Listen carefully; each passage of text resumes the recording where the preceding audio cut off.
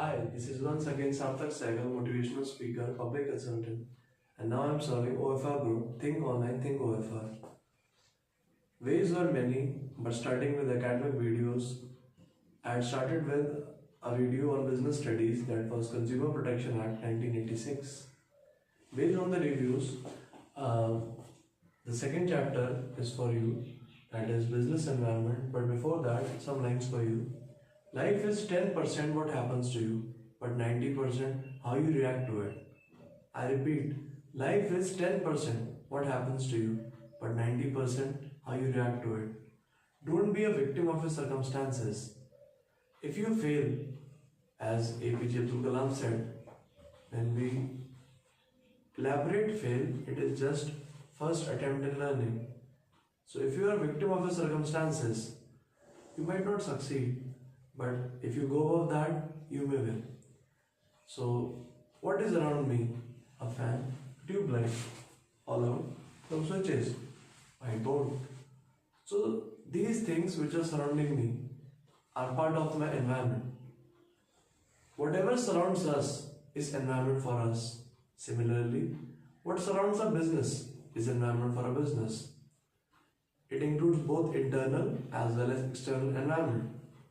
Now, switching on to the business, let's not beat around the bush and come to the point. This is business environment for you. Meaning of business environment. Business environment refers to forces, factors and institutions with which the business has to deal with to achieve its objectives. I make it simple. All those external factors. When I say external factors refers to those factors which are beyond our control. And what are those? Pestle, political, economical, social, legal, technological. These factors are beyond our control. So when I say business environment, I refers to all those forces, external factors which have a bearing on the functioning of the business. So whichever surrounds the business is environment, but it may include all external factors which have a bearing on the functioning of the business. Moving on to nature of business environment, as I referred, factors would be only external. All external forces. Example, these five, pestle. Now moving on to specific forces in general. Specific forces in general, in one are all those five, pestle, economical, social, political, legal and technological. But in the later part are those factors which affect business environment daily. And what are those? Customers, suppliers, intermediaries and public. Interrelation. As in management, first chapter, it is said that all functions of management are interrelated. Similarly, all those factors which have a direct impact are interrelated. How? If I say India is moving to a Western culture, people are adopting Western culture, then it is corollary to the fact that demand for fast food will also increase. So this is what interrelation means. Now moving on to fourth topic, uncertainty. No risk, no gain. Future is uncertain. Nobody knows what will happen next. So business environment is uncertain. In order to reduce its uncertainty, what we need to do? We need to do a market research. We need to have a market plan. And most importantly, we need to do a SWOT analysis. What is SWOT? It will come later on the video. Last but not the least, dynamic. Survival for the fittest. When I say dynamic, I mean by that, business environment is changing. It changes continuously. Earlier it was fashion of some other cloth, today some other. Earlier phones were different. Earlier there were black and white TVs, now they are color TVs, LED, LCDs. So business environment is continuously changing. And what is the USP for success? What is USP? Unique selling proposition. It is, in order to meet pace with the dynamic environment, what you have to do? Survival for the fittest. That is, keep changing according to the changing patterns of business. Now, some of the importance of business environment, why we are studying this chapter. First, identify opportunities and get first mover advantage. For example, if I want to launch something in the market and I am the first customer, for example, WhatsApp, A mobile chatting app. First mobile chat app, several came after that, but nobody has ever thought of surpassing WhatsApp. Why? Because of first mover advantage. It scanned the environment and got the first mover advantage. So, in order to be the first, you get an advantage for first mover. Second, identify the threats and early signal. It's little confusing. Let me explain with an example. Walmart thought of launching a complete conglomerate in India. What is conglomerate? A multi-variety of products business. It had a huge investment of 37,586 crores. But Reliance Industries launched that same thing at a fraction of cost. And Reliance got a big hit. And when Walmart owner used to sleep at night, what happened? Reliance was a big threat. Similarly, when you scan the environment properly and have your competitors, then what happens? You identify who are your threats and what are the early signals that if you enter at that time, because there's a business cycle, boom, recession, depression, recovery. At the same time, timing is very important when you enter the business. Third, tapping and assembling resources. M&M, Mahindra and Mahindra, it manufactures, but not exactly manufactures, but assembles parts of tractors and several other high-load vehicles. So, in order to assemble all of them, when I say LED, LCD TV, that's components. And when we assemble all of them, so what happens? It makes a complete product. So, when you scan the environment, when you analyze the environment, what happens? It helps you in tapping and assembling of resources. Because if you are able to locate where you will get the resources at a fraction of cost, it will help you to become effective. What is effective? Cost saving. Fourth, adjust and adapt with the rapid changes. This is my USP. If environment is changing, you should adapt with the rapid changes. What is rapid changes? Continuously changing environment. And if you change accordingly, you will grow and succeed. Fifth, planning and policy making. What is planning? Deciding in advance what to do, how to do, and who will do it. It bridges the gap from where we are standing, where you want to go. Similarly, when planning is good for the uncertain future, then what will happen? You will frame a policy, a guideline, which will help to grow the business environment, and employees will act accordingly. Improvement in performance. When by scanning the environment, by planning the policies, what will happen? Your performance will automatically improve. Because if we do a task, there are two options. First, we plan that task. Second, we do it haphazardly.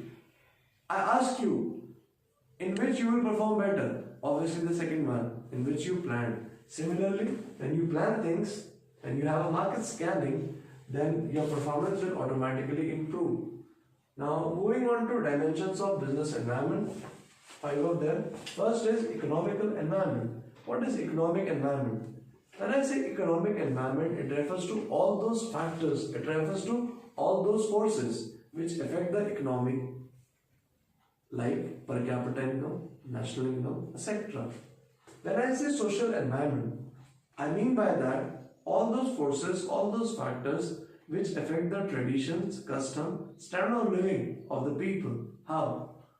Changing patterns in habits are some of the examples of social environment. Traditions, festivals, Diwali, Dashera, etc., Eid, Holi. These are some of the examples of social environment because they influence your spending habits and these affect the social traditions and cultures. Third is political environment. I opened a business of pants and coats.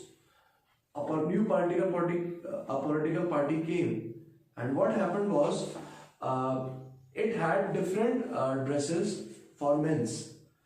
So if political party is favorable to your business, it has the same policies which is supporting you, then only that political party is good for you. So political environment refers to the political environment, attitude of the current political party for you. So what is this? Political environment. Fourth is legal environment. Like lawyers say, you need to abide by the rules and regulation of the code. Similarly, Indian Constitution has some rules and regulations. And when I say legal environment, I mean by that all those forces, all those factors which affect the rules and regulations of the Constitution. Last but not the least, technological and environment. What is technology? So, if technology is upgrading, innovation is the need of the hour. If you want to upgrade, you need to innovate. So, in order to innovate, you need the latest technology, because if you are not updated, if the technology is not updated, not latest, and it is not changing up to the changing environment, you can't grow. So technological environment refers to all those innovations in the technology in the field of because it is the era of globalization, and if you want to grow, you need to update, you need to innovate. Elements of NEP. What is NEP? It's New Economic Policy 1991. There are three components: liberalization, privatization, and globalization. Liberalization means reducing tariffs and quotas and allowing businesses to do free trade. Because if the tariffs, import duties are removed, as a result, what would happen? There would be a policy of free trade. Second, privatization. Privatization means introducing more of private culture, allowing more and more private companies to join hands with public companies, that is government companies, because private companies bring in influx of capital. What is influx of capital? More capital into the business, more foreign exchange. So what is privatization? Including more and more private companies along with private sector companies. Last but not the least in this topic, globalization. Globalization means integration of our economy with the world economy to match the benefits of the globalization. Integration of our economy, when we combine hands, when we join hands with the domestic partners, what happens? We enjoy the benefits of globalization. We go to a mall, we have several brands in that. We have Michael Kors, we have different other brands. And sitting at one place, we are enjoying the benefits of the whole world. So what is this? Globalization. And how is it affecting the economy as a whole? These are 6-7 factors how liberalization and globalization are affecting the business environment. First, increasing competition. Earlier, there was only domestic competition among the sellers. But now, competition has increased to a very vast extent. How? Competition has become internationally. International players entering the market has resulted in thinking for a seller that now you need to act accordingly, because competition is not restricted to the domestic market. It is growing internationally and globally. So customers are more demanding now. As I said, seller was the king, now customer is the king. He wants choices. When I use the word sovereignty, I mean by that customer has a right for asking choices. If you are not giving him choices, you can't grow rapidly. Because now concept has changed. Earlier there was production concept. Produce first, then sell. Now, I'm sorry. What seller has to do? It is a marketing concept. According to the need and demand of a customer, seller and marketer plan accordingly and then produce. Customer is the king. Satisfy the customer, rule the market. Third is rapidly changing technological environment. Now you can correlate with this. Environment is changing continuously. If you keep changing yourself, updating yourself with the changing environment, you will grow. Because the philosophy is survival for the fittest. If you fit in the changing environment, you need to upgrade yourself. Fourth is necessity for change. Someone asked in an interview in IIT Bombay, how would you rate yourself right now? He said, I'm on the learning curve. Similarly, there is always a scope of improvement. So it is very necessary that with the changing rapid environment, you need to change your business patterns, you need to upgrade, you need to have more innovations, you need to do R&D, that is research and development. As a result, there is a much necessity for change. And when you will change, what will happen? I give you 4M: men, money, material, machinery. According to you, which is the most important M in that? Money, material, machinery. Or is it men? The answer is men. Why? Because if there is no men, these three resources will be useless. They will be void.